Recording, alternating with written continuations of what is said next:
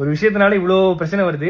Bala exposed, Bala வந்து ஒரு சர்வதேச கைக்கூலி, இவன் ஒரு ஸ்கேமு, இவன் மாட்டோன்னு நினைச்சா வாங்கட அடிக்கலாம், எவ்வளோ வன்மம் இல்ல. சரி ஓகே, நானும் வந்து இந்த இந்த 2 நாளா சரி ஓகே இது இப்போ முடியும் அப்போ முடியும்னு பார்த்துட்டு இருந்தேன். ஒரே ஒரு படம் பண்ணேன், அந்த படத்துக்கு அப்புறம் இவ்வளோ வந்து ஏதாவது ஒன்று பண்ணுவாங்கன்னு எனக்கு சத்தியமா தெரியாது. இந்த ஆம்புலன்ஸ் வந்து ஒரு நம்பர் பிளேட், ஒரு டி பிரச்சனை, சின்ன டி, அந்த டி பிரச்சனையை வச்சுக்கிட்டு எவ்வளோ பண்றாங்க. இந்த ஆம்புலன்ஸ் மூலியமாவும் இந்த எத்தனை ஊருக்கு தண்ணி இல்லாத ஊருக்கு தண்ணி கிடைச்சி அந்த ஊர் மக்கள் வாழ்ந்துட்டு இருக்காங்க, எவ்வளோ ஆட்டோ டிரைவர்ஸ் இருக்காங்க. அது மட்டும் இல்லாமல் இந்த ஆம்புலன்ஸ் எவ்வளோ பேர் பொழைச்சிருக்காங்க இந்த ஆம்புலன்ஸ் சர்வீஸ்ல.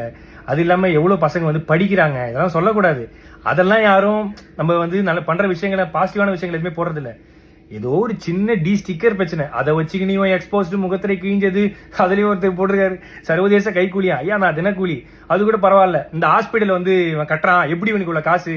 ஏங்க நான் ஈவென்ட் போறேன், நான் வந்து ஆங்கரிங் பண்றேன், நான் படம் நடிக்கிறேன், ஆட் ஷூட் பண்றேன், அதை தாண்டி நான் ஃபாரின் ஈவெண்ட்ஸ் போறேன். இதுலயும் வந்து இவருக்கு ஃபாரின்ல இருந்து யாரோ காசு தராங்க. யாருங்க காசு தருவா அந்த காலத்துல? என்கிட்ட ட்ரஸ்ட் கிடையாது, என்கிட்ட எந்த விதமான கிரவுண்ட் ஃபண்டிங் ஆக்டிவிட்டிஸ் பண்ற எதுவுமே கிடையாது. நான் சொந்தமா சம்பாதிக்கிறத மட்டும் தான், நான் டே நைட்டா ஓடி சம்பாதிக்கிறதா பண்றேன்.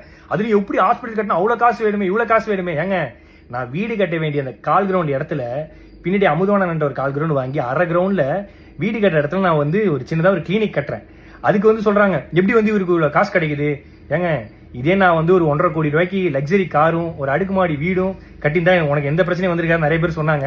பட் அந்த அடுக்குமாடி வீடுக்கு பதிலா அந்த ஹாஸ்பிட்டலும் இந்த லக்ஸரி காருக்கு பதிலாக ஆம்புலன்ஸ் வாங்கணும்னு நினைச்ச